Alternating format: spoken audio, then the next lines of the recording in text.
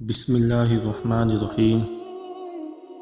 فرمان مصطفیٰ صلی اللہ علیہ وآلہ وسلم۔ دل سخت کیوں ہوتا ہے؟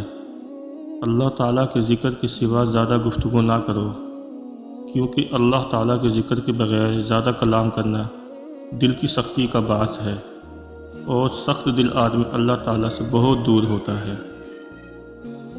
رسول اللہ صلی اللہ علیہ وآلہ وسلم نے ارشاد فرمایا، نیک شخص بری موت سے نہیں مرتا۔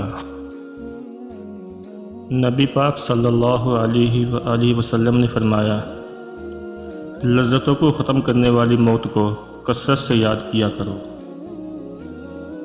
ایک آدمی نے رسول اللہ صلی اللہ علیہ وسلم سے نصیحت کرنے کی درخواست کی۔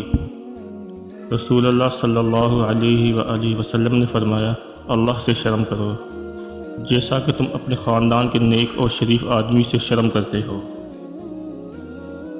رسول اللہ صلی اللہ علیہ وآلہ وسلم نے ارشاد فرمایا، مریض کی عیادت کرنے والا واپس آنے تک جنت کے باغ میں رہتا ہے۔ رسول اللہ صلی اللہ علیہ وسلم سے کسی نے پوچھا، اہل جنت کی کیا علامت ہے؟ آپ صلی اللہ علیہ وسلم نے فرمایا، سچ بولنا۔ رسول اللہ صلی اللہ علیہ وسلم نے ارشاد فرمایا، اپنے مردوں کی اچھی باتیں بیان کرو اور برائی سے زبان بند رکھا کرو۔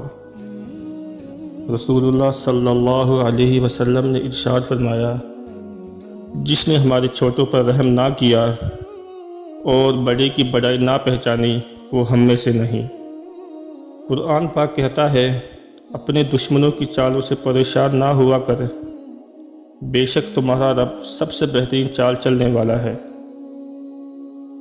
مجھے لوگوں سے نہیں بس تجھ سے امید ہے، اے میرے رب، مجھے ہمیشہ ایسے رستے پر چلانا جو صرف تیری طرف آتا ہو، آمین۔ نبی کریم صلی اللہ علیہ وسلم نے فرمایا، اگر تم ہمیشہ باوضو رہنے کی استطاعت رکھو تو ایسا ہی کرو، کیونکہ ملک الموت جس بندے کی روح وضو کی حالت میں قبض کرتا ہے، اس کے لیے شہادت لکھ دی جاتی ہے۔ اے لوگو، اس قرآن کی پیروی کرو جو تمہارے رب کی طرف سے تمہاری طرف اتارا گیا ہے، اور اپنے رب کو چھوڑ کر کسی دوسرے کو اپنا سرپرست نہ بناؤ۔